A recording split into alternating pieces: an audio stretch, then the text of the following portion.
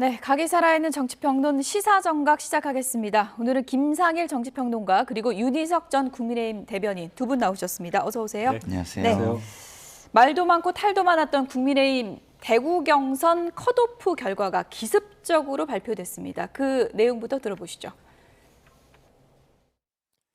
이진숙 후보와 주호영 후보는 이미 각자의 영역에서 대한민국 정치의 중심을 지켜왔고 또 지켜갈 분들입니다. 공관위는 이 두 분의 역할이 대구시장이라는 단일 직위에 머물기보다 국회와 국가 정치 전반에서 더 크게 쓰이는 것이 대한민국 전체를 위해 더 필요하다고 판단하였습니다. 물론 이에는 공천 관련 여러 기준과 절차 및 정성 평가도 반영된 판단입니다. 결국 김부겸 총리가 예. 당을 위해서나 본인을 위해서 저는 출마할 것으로 봅니다. 제가 그때도 말씀했잖아요. 당에서 정부에서 그러한 여건을 만들어주는 게 예. 필요하다. 거기에 포함될 거예요. 여당 프리미엄을 누릴 수 있는 건 다 누려야 된다는 말씀이신데, 그죠, 의원님? 예. 그렇죠. 이거 이정현 위원장 어떤 초식이라고 보고 계십니까? 글쎄요. 그 집안이 콩가루 집안이라 뭐라고 얘기할 수는 없지만 예.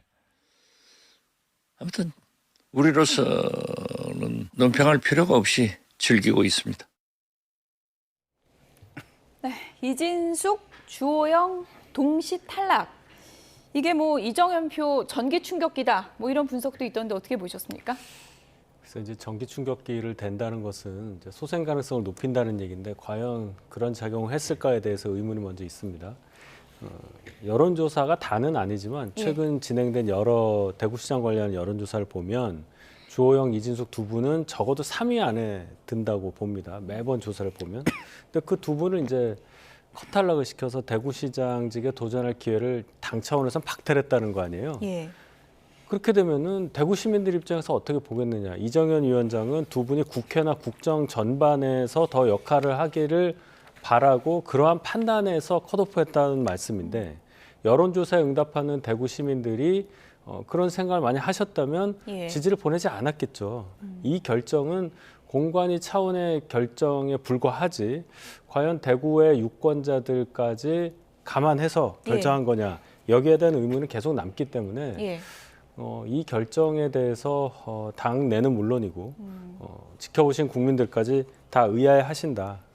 저희의 선거 결과에는 그렇게 도움이 되지 않을 거라고 저는 생각합니다. 예. 그러니까요. 뭐 컷오프 기준이야 뭐 당이 정하는 거겠지만 여론조사 1, 2위를 탈락시키는 요상한 컷오프다 이런 지금 분석이 나오고 있거든요. 이진숙 전 위원장 갑자기 왜 들어갔다고 보세요? 제가 볼 때는 예. 뭔가 이정현 공관위원장의 사심이 작용했다고 볼 수밖에 없는 게요. 자, 객관적인 명분이나 객관적으로 명확한 기준이 없어요. 좀 전에 기준이라는 걸 말씀해 주셨는데 저도 지금 공천 관리를 하고 있는데 객관적이지 않으면 공관위가 사천 논란, 사심 논란으로 빠지게 되는데 객관적인 기준이라는 게 제일 1번으로 떠오르는 게 본선 경쟁력이겠죠. 근데 대구라는 지역 자체가 웬만한 후보가 나오면 본선 경쟁력이 다 있는 곳이에요. 그렇잖아요? 그러니까 본선 경쟁력이 문제가 되는 것도 아니고 그러면 두 번째로 문제가 되는 거는 도덕성이거든요. 그런데 또 두 사람의 도덕성의 문제도 특별하게 뚜렷하게 지금 드러난 게 없어요. 물론 이진숙 전 방통위원장 같은 경우는 노선에 문제가 있습니다. 노선에. 지금 국민의힘 같은 경우 현재 노선, 윤 어게인 노선이 굉장히 국민에게 부각되는 상황에서는 본선 경쟁력이라는 게 심대하게 저하가 되기 때문에 고성공 유튜버하고 대구 돌고 그랬잖아요. 그렇죠. 그런 상황에서는 이진숙 전 방통위원장을 컷오프 시킴으로써 노선을 지킨다는 명분이 있을 수 있는데 근데 남아있는 사람들을 보면 비윤이 아니잖아요. 대부분 윤 어게인에 동조하는 느낌이 강한 분들이 남아있단 말이에요. 그러면 이것도 또 명분이 없어요. 그럼 남는 건 무엇이냐? 뭔가 개인적으로 생각하고 있는 게 있구나. 그것이 유영한가? 박근혜 전 대통령에 대한 을인가? 누구 같으세요? 뭐 이런 예. 의구심을 갖는 사람들도 예. 꽤 있지 않을까 싶습니다. 유영아 의원이 유력하다. 뭐 이런 언론 보도가 이제 많긴 한데 어쨌든 이정현 공관위원장은 뭐 핑계인지 모르겠지만 두 사람은 더 크게 쓰여야 될 사람이다. 이렇게 얘기하지 않았습니까? 그러니까 그 결정을 예.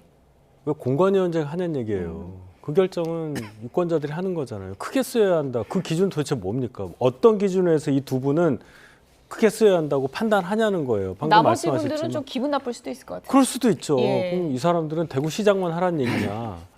그래서 제가 원칙을 모르겠다는 말씀이에요. 게다가 이제 상대 후보가 김부겸 전 총리가 될 가능성이 높잖아요. 그럼 대구 선거가 굉장히 만만치 않게 될 거란 예상을 해야 되는 거 아니겠어요? 예. 12년 전 지방선거 때 대구시장에 출마한 당시 김부겸 전 총리는 40.33%를 얻었는데 12년이 지난 지금 그 김부겸이라는 분의 위상을 한번 생각을 해보세요. 예. 선수가 하나 늘었고 장관 지내셨고 총리까지 했단 말이에요. 그 선수 하나 추가된 게 또 대구예요. 수성갑에서. 그러면 게다가 이제 여당 후보란 말이에요. 할 수 있는 얘기가 많아요. 할 수 있는 약속도 많고 그런 강력한 후보를 맞닥뜨려야 하는 상황에서 공천 과정에서조차 이렇게 문제를 만들어 놓으면 예. 설령 어느 분이 후보가 된다 하더라도 이 부담을 본인이 지고 뛰어야 한다. 그럼 이제 승패부터 애매해지는 상황인데 어떤 기준에서 이렇게 됐는지 주호영 의원은 벌써 사법적 판단을 구하겠다는 거 아니에요? 이 자체가 저희 당 전체의 이 선거 결과를 바라보는 시각에서는 예. 전혀 도움이 되지 않는다. 주호영 의원 무소속으로 나올 거라고 보십니까? 글쎄 뭐 개인적으로 볼 때 예. 모르겠습니다. 일단 뭐 법원에서 어떻게 하는지는 모르겠지만 그렇게까지 가기에는 또 다른 고비가 많겠죠. 주호영 의원 입장에서는 만약에 무소속으로 출마를 하게 되면 누굴지 모르지만 선출된 국민의힘 후보와 표를 나눠 먹는다는 비난이 예. 있잖아요. 두 분이 나중에 뭐 단일화를 한다 이러면 예. 모르겠는데 당장 이 무소속 출마를 강행할지 여부에 대해서는 주호영 의원 스스로도 많은 난관이 있다고 아마 보실 겁니다. 그래도 가만히 있지 않겠다 그랬는데 출마도 안 하면 어떻게 되는 거예요? 그 저도 이제 주호영 의원 입장에서는 결기를 보이셔야 한다고 주장하시는 분들이 많을 거라고 예. 보는데 정치란 게 또 그 본인 의사만 가지고 되는 게 아니니까 예. 또 국회의원 임기 2년이 있고 말씀드린 대로 대구시장을 민주당이 그냥 헌납하는 결과가 나올 수도 있는 결단이 될 수 있기 때문에 예.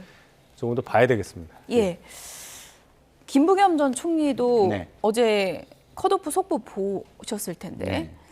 어떻게 보고 있었을까요? 뭐 본인은 예. 계속해서 나가려는 본인의 의지에 대해서 뭐 체크리스트를 만들어 가지고 아마 체크리스트를 하고 있는데 거기에 뭐 동그라미 표가 하나 더 예. 그려지지 않았을까? 파란 등 켜진 겁니까 지금? 예. 뭐 여러 가지 체크리스트가 있을 텐데 예. 그 중에 하나 어쨌든 동그라미 표가 켜졌을 것으로 보이고요. 어쨌든 빠르면 지난주에라도 출마 뭐 결단을 할 것이다라는 주변 인물들의 이야기가 있었어요. 제가 취재한 바로는. 그렇기 때문에 지금은 출마 가능성이 굉장히 높은 상황이다 이렇게 보시면 될 것 같고요. 지금 이렇게 국민의힘이 계속 국민의 눈높이를 따라가지 않고 예. 따라가지 않는 거를 넘어서서 국민을 아예 무시하는 이런 정도의 공천이 이루어지고 이 과정이 계속된다면 뭐 예. 김부겸 총리에게는 뭐 나와서 승리할 수 있는 가능성이 점점 커진다 이렇게 네. 봐야 되겠고요.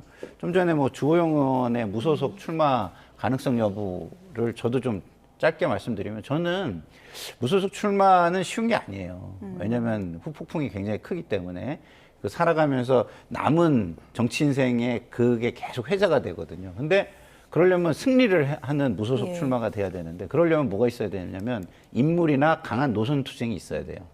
뭐 강한 노선 투쟁은 이제 뭐 그러니까 윤핵에는 안 된다라는 대구의 정서를 담아서 노선을 가는 거고 예. 그 노선의 상징적인 인물 한동훈 전 대표 정도가 같이 출마하는 구도 뭐 이 정도의 그림이 좀 되면 지금 국민의힘의 지지율이 이거보다 좀 더 심각하게 무너지면 가능성도 생기지 않을까 이런 생각이 듭니다. 예. 어쨌든 지금 국민의힘 입장에서는 텃밭이라고 불리는 대구에서 지금 민심의 지형도가 녹록지가 않습니다. 리얼미터 여론조사 함께 보시면요.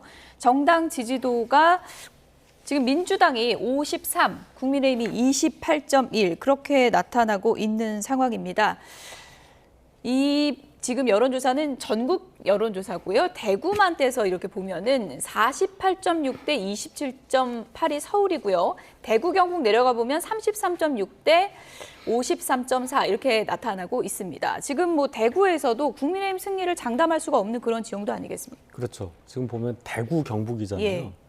경북 지역은 조금 더 국민의힘의 의호적인 여론이 더 많을 거라고 보고 대구만 따로 보면 예. 저 수치보다 아마 더 낮을 겁니다. 제가 앞서 말씀드렸듯이 대구시장조차 지금 위협받을 수 있는 상황이라는 거를 당 지도부 그리고 공관위에서 잘 아셔야 할 텐데. 대구 경북만 놓고 봐도 9.7%가 그렇죠. 빠졌습니다. 많이 빠졌죠. 예. 그렇기 때문에 지금 이 상황을 굉장히 위중하게 봐야 된다. 정말 그럴 리가 없다고 믿어야 되겠지만 대구시장을 만약에 김부겸 전 총리가 출마해서 당선이 된다. 그게 뭘 의미하겠습니까? 보수의 본산이라 하고 있는 곳에서 광역자치단체장을 잃는다. 그 얘기는 현재 보수를 대표하고 있는 당의 노선에 보수 유권자들이 반대한다는 거 아니에요.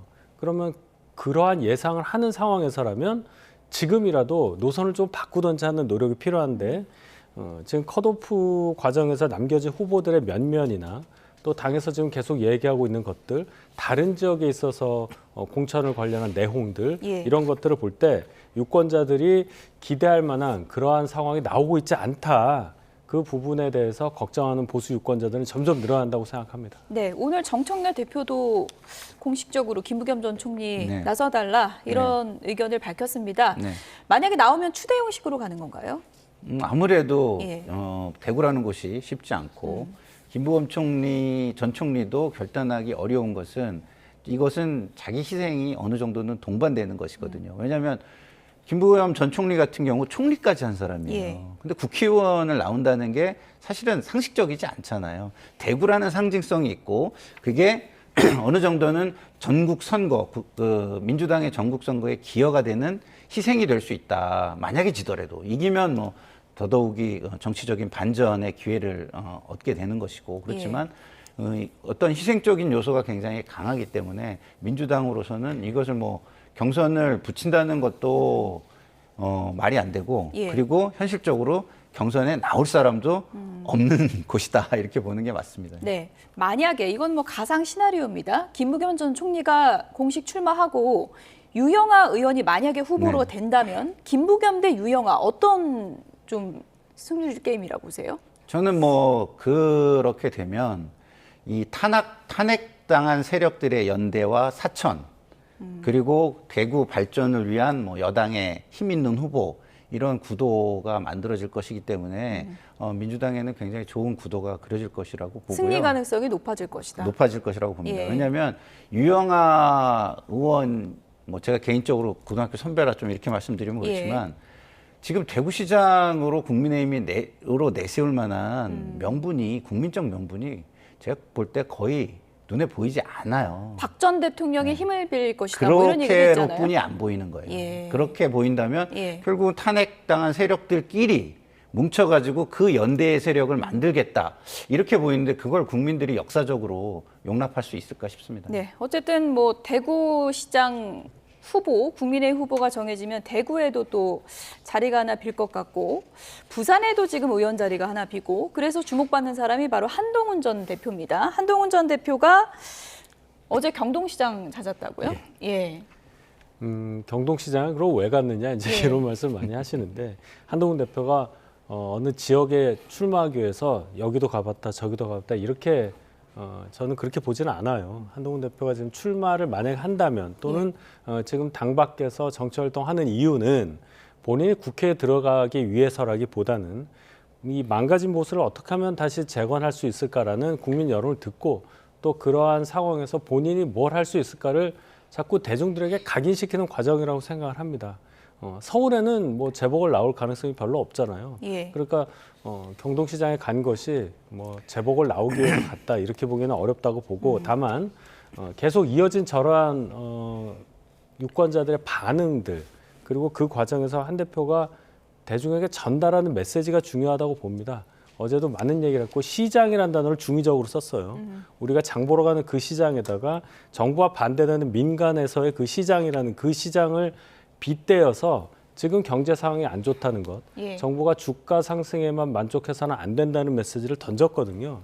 이러한 역할을 도대체 누가 하느냐, 야당 지도부에서 할 것인데 왜 한 대표가 밖에서 얘기해야만 하느냐, 이 부분을 지적하지 않을 수가 없습니다. 네, 뭐 사실 어디를 지금 가느냐보다 어디를 출마하느냐가 더 관심사일 것 같은데요. 한동훈 전 대표 오늘 언론 인터뷰에서 이런 얘기를 했습니다. 들어보시죠.